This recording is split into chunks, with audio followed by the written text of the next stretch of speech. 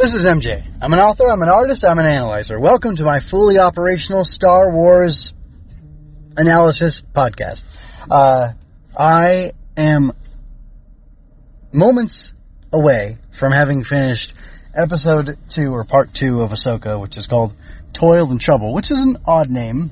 Although I guess it's like a joke about Morgan Elsbeth being a witch, a Dathomir witch. Anyway, kind of funny, odd. More funny odd than funny haha. But anyway, here we go. I don't quite understand all what's going on. I still think it's strange that Elsbeth doesn't look like a Night Sister at all. But she is dressing like Mother Talzin, which I kind of think she was wearing that when Ahsoka fought her, but I don't remember 100%. So, whatever. I can see the utility in having some regression for what's-her-face? Sabine, in order for her to rise to this occasion. However, if she has little aptitude with the Force and never had that much skill with the Force, perhaps after Ahsoka had abandoned her, she could have been neutral, if not, excited to join her, and she could have lost to Shin because of that. And is it Shin or Shin? I think it was Shin. Anyway, she could have lost to her because of that, and then had the resolve to rededicate herself to her training and to become, Ahsoka's Padawan. Now again, it is odd that all of a sudden she's Force sensitive, even if she has very little aptitude. I don't know how long Hu Yang has been active. I don't know if 500 years is the amount of time, or if it's been like 1,000 years, or I kind of thought it was like 10,000 years, but from the Clone Wars, but that's been years since I watched that episode. But he said, 500 years ago, I saw a lightsaber like this, that being like Balin's. I saw this one, and then 500 years ago I saw one, so I know this is Balin. That's basically what he said. So, he's been around for a while. Minimum 500 and change. So, in all that time, and all the Padawans that he's seen, Sabine has the lowest aptitude or Force potential. But, like Luke said, at the end of Mando, was it Season 2? Yeah, it was Season 2. Talent without training is meaningless. Aptitude is not the absolute arbiter. Aptitude is not the arbiter of performance. Which is kind of just coming at the idea that talent without training is meaningless from a different way. From a different point of view. Because just because she doesn't have a great Force potential doesn't mean she can't utilize the Force, doesn't mean she can't, learn to wield the lightsaber well and other things like that. And of course this is me being willing to buy it, because if I want to watch the rest of the show and enjoy the rest of the show, I can't let myself get hung up on, but they never talked about it before.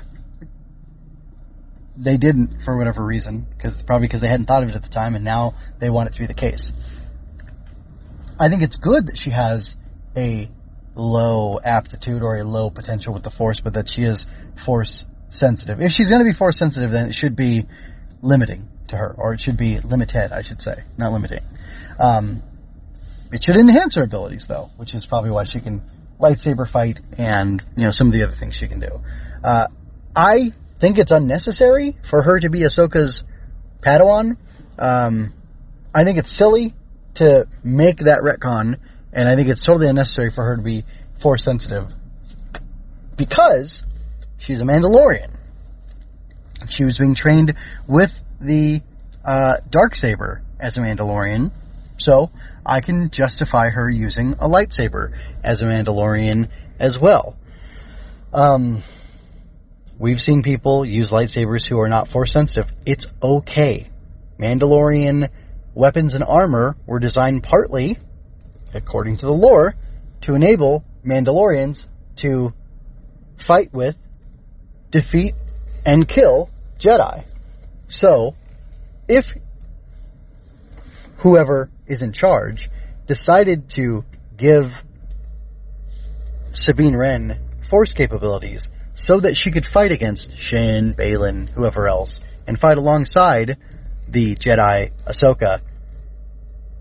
I'm wondering what they're thinking, especially because they gave her such limited ability, and what show they were watching. Because nobody that I know of has had a problem with Sabine, has found Sabine to be an insufficient character because of her lack of Force ability. In fact, as I said in the last episode, sometimes things that she did in Star Wars Rebels made it appear as if she had Force abilities when she was never said to have had them in the show. And again, I said Filoni could say, well, those were hints all along that I was going to do this. I always knew she was a Force-sensitive Mandalorian. I don't believe that. I don't believe that. I think they just let her be hyper-competent in certain areas because they took a liberty and they thought it would be fun to do that with that character. I say, why not just have her be a Mandalorian Jedi killer? I don't think we've seen in the canon, at least that I paid attention to, a Mandalorian who is in fact a Jedi killer. We've seen Grievous. Apparently Cad Bane killed a few Jedi. So why not let Sabine Wren be a Mandalorian dark Jedi killer who was trained by a Jedi Padawan? That totally makes sense to me. That seems feasible, that seems doable, that seems completely consistent with the Star Wars universe that we have, and it seems completely congruous with who Sabine Wren has been shown to be throughout Star Wars Rebels, which is an utterly competent character. So, I don't know, I kind of feel like making her a low-energy Jedi, or low-potential Jedi, low Force aptitude, Force-sensitive person, is kind of taking away from her in some ways. And I just find it extremely odd. Extremely odd. Why was this choice made? What's the purpose? What's the argument? Why? What's the justification for doing this? Because I see none. So, now that I've gotten that negativity out of the way, I'm going to say, I really liked seeing the Rebels crew back together. Hera and Chopper and Ahsoka and Sabine all working together in their own ways was really cool. It was nice to see that, because she is a gearhead and, you know, mechanically inclined, as well as being artistic and a good fighter and all that stuff. Which, by the way, if you don't know this about Sabine Wren, she developed some sort of super weapon for the Empire that I think got turned on the Mandalorians and killed a bunch of her own people, and that's part of her, you know, dark history or whatever. But she developed, you know, some sort of super weapon. So it's like she's, you know, she's everything, right? She's a Renaissance woman. So, anyway, so I give her the Force too. Anyway, but it was really cool to see her using that droid. It made it feel like she had the idea to utilize the droid, but Ahsoka's the one who went out and got the droid and brought its head back, hoping that she could pull, she being Sabine, could pull some sort of memory out of it. So, that was kind of an odd choice. Like, look she's competent. She's good enough already. Quit throwing extra things at her. So, yeah, this is called Ahsoka, but I wonder if it should have just been called Sabine, based on how much Filoni is favoring her and giving her, like, this extra attention and extra, I don't know, tenderness or whatever. Seems kind of odd. You're gilding the lily, I think, here. I mean, she was good enough. Just stop it, okay? But anyway, so I thought it was really cool, even though it was, you know, only hologram Hera, to see the three of them back together and hanging out and talking and figuring out, you know, what to do and how to attack this problem. I liked seeing Hera and Ahsoka on Corellia together and inspecting that shipyard, and I love that guy yelled, "For the Empire!" Because I'm a KOTOR fan, and well, yeah, if you know KOTOR, then you know, "For the Republic!" from Trask Olgo. Anyway, I'm Trask Olgo. I'm your bunkmate here on the Endar Spire. No lie, my neighbor right now actually reminds me of Trask. And he's very hopeful older man who can kick some butt. And I think he would fight for the Republic. So anyway, yeah. So that's that was interesting. That was cool seeing them on Corellia. It was cool seeing Corellia, like, when you can actually see it. So, getting to see, the different aspects of the shipyard and that C1 protocol droid that they were dealing with, and, like, this little corrupt nest of people who were just greedy and making money off of selling stuff to the Empire or whatever, except for the one guy who I think was legitimately a true believer. If he's yelling for the Empire as he dies. I don't know if he knew Ahsoka had lightsabers or not, but, yeah, he should have known he was dead. But anyway, and I couldn't quite tell. It looked like the lady who was with him was also loyal to the Empire, as Hera would say, but I think it was just, regular old greed, like I think Ahsoka had said. So, I don't know. That's kind of interesting. It was cool to see, and it was really interesting, like, the political thing that, how can we have these people in here who are loyal to the Empire, or who, basically, the New Republic had to, they chose to, out of convenience, utilize Imperial people, Imperial staffers, because they said, well, they're not going to be loyal to the Empire, they don't really care, they just want their paycheck, they just want their job, and, job security or whatever, and, this isn't going to affect us at all. And obviously that's not true. That sort of thing leads to corruption. I don't know how to solve the problem, but I like, and that's not the point, I like the fact that it is a problem, and that it's causing harm, and that it's having these negative effects. And I like that it's giving a little bit of, it's giving a smidge, like that guy who, yelled for the Empire. He would have worked for the First Order if he was given the chance. So, seeing that there are people like that, it kind of helps to legitimize the rise of the First Order. But, anyway, in and of itself, this was a cool episode. We got to see these pre-established characters from Star Wars doing the Star Wars-y things that we like to see them doing. Hera's flying, Chopper's being, how do I say this? Chopper's being Chopper. There we go. Chopper's being Chopper.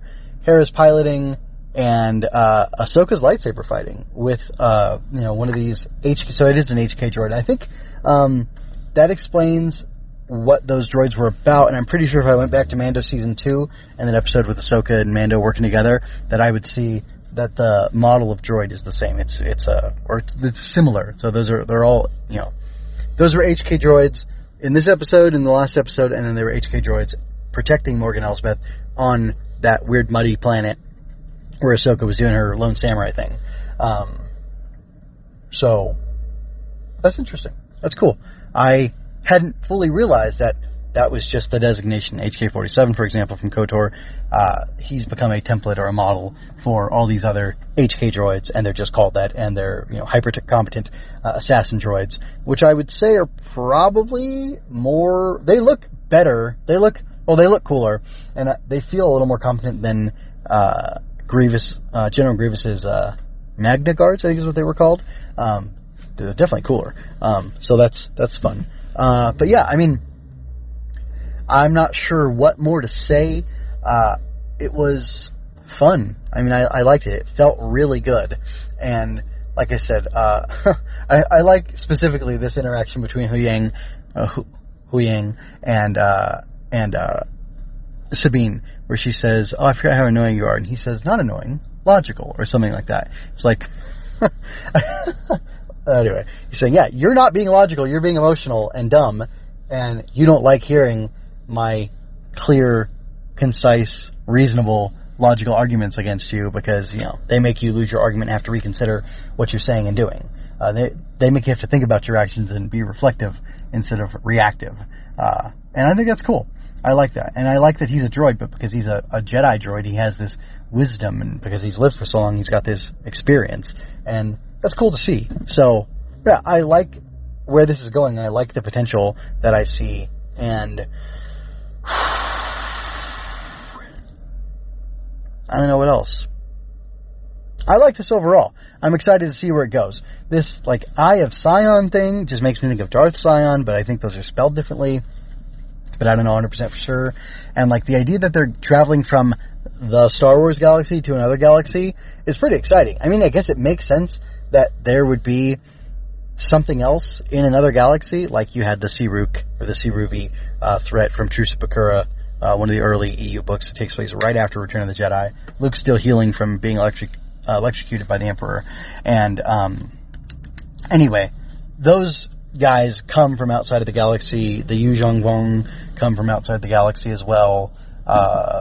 Lucas had plans, I got scraps for some reason, to show like an alien abduction or like a Yu Zhongguang ship coming into, like a scout ship coming in and causing some sort of trouble for a Clone Wars episode. So, I mean, it makes sense that there's another galaxy, but like that's a big deal. Like, it could take years, I would think, to travel to another galaxy. Although, if you've got some sort of jerry-rigged, hot rod transport thing with, I guess that's why that thing's called the Eye of Sign, because it's round like that, really, like an eye. Anyway, if you got a bunch of hyperdrives connected to it, it would make sense that you'd be able to get through hyperspace a little quicker, maybe, in order to make that trip. So, anyway, I'm excited for where this has the potential to go. If we're going to be going outside of regular space into, like, remote planets and having cool lightsaber battles there while, learning life lessons or whatever, and learning not to trust governments, because governments are made of people and people are corrupt. Therefore, governments can, by definition, cannot escape corruption, because they're made up of people who are, by definition, flawed and corrupted, or corruptible. Then that'll be exciting to me. So, anyway, I like this overall. I like it a lot more than episode 1. I feel like a lot of what happened in this second episode gives a little more context to the stuff from episode 1 and makes it make more sense. I think they're going to have to kill Ray Stevenson by the end of this season, they're going to have to, kill off his character, Baylan Skoll, because, the actor died in real life, and who knows when we'll get season 2, because this actor strike thing, or Hollywood strike thing that's going on right now. And, anyway, hopefully they take time to make the next season written, even better than this one, because so far, this one is interesting, and it's got a lot of potential, and I'm excited to see exactly where it goes. And, I don't know. I've heard some spoilers about what's coming in the future, and I'm very excited for that. So, what did you think of this episode? What did you think of the first episode? How are you feeling about Ahsoka so far? And, how are you feeling about Ahsoka so far? Who do you like best? Who do you like least from this cast of characters that we're spending some time with? I want to know. Tell me. Anyway, until next time, folks, take care. This is MJ signing out. I hope you enjoyed that. Go to mjmunoz.com to leave any questions, comments, or other feedback you might have. There you can find all of my analysis, art, and fiction.